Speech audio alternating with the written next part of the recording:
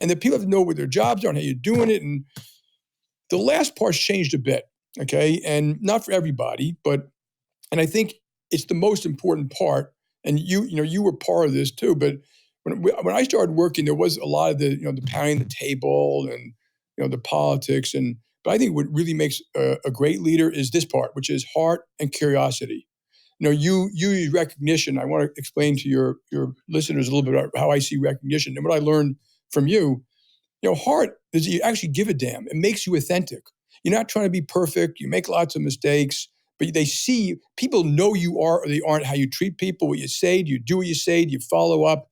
And, people don't want to work for those people. And you can read all these leaders, whether it's military or history or business, you earn trust and respect.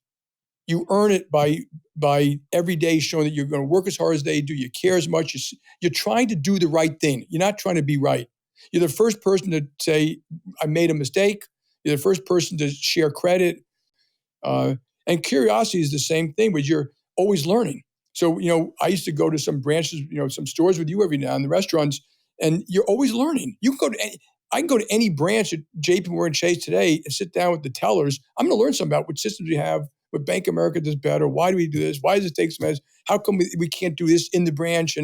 But there's a humility to that. There's a humility to being curious and learning. And I still see here a lot of people don't want to get on the road. They don't want to go. They don't go to a call center.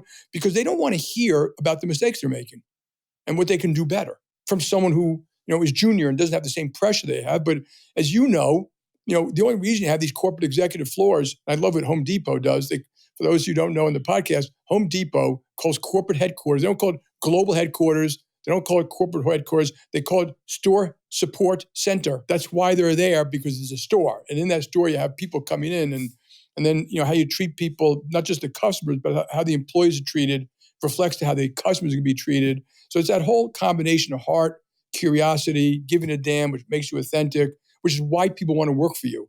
And you have much more of that today. In general in the workplace, which I think is a very good thing. A little more empathy, a little more